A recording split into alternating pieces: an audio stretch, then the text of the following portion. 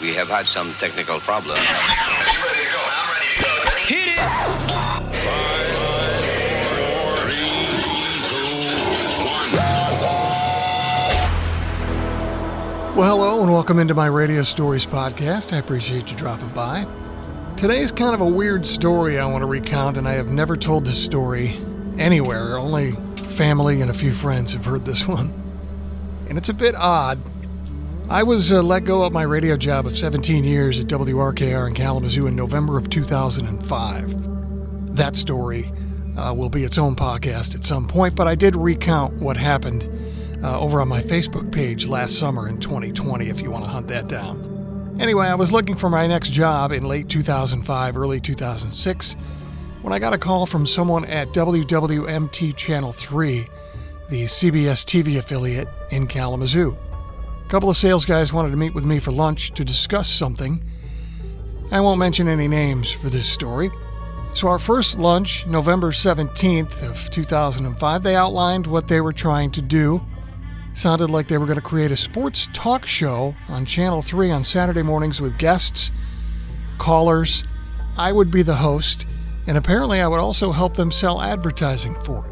Well, I figured they just wanted another sales guy and wanted the use of my Rolodex.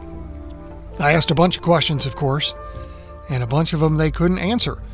It was something that the TV station hadn't done in the past, and they didn't have any concrete information or plans for it.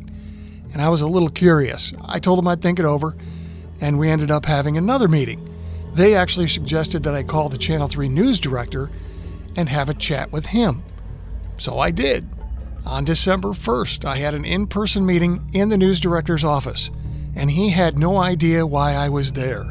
I'm actually surprised he even set up the meeting in the first place.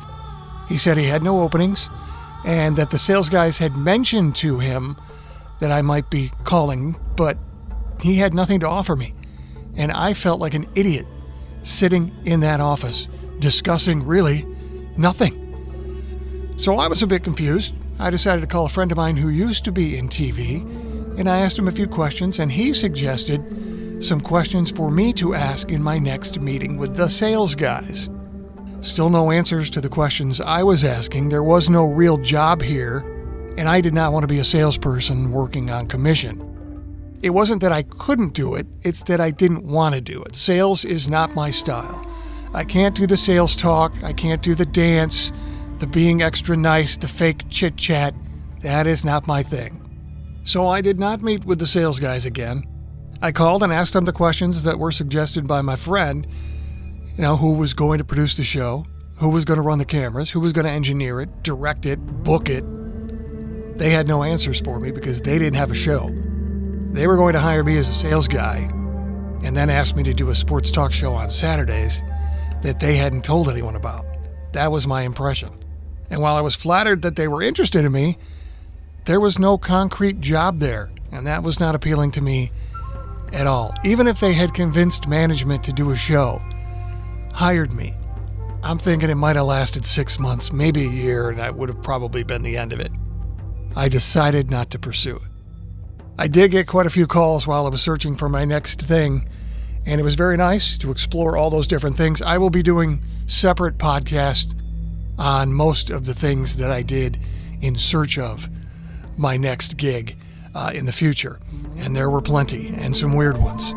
But it was a very stressful time, very frustrating, and even when I landed at WZUU, that wasn't the easiest of transactions, and we'll talk about that another time. I appreciate you being here. Thanks for listening. We'll see you next time.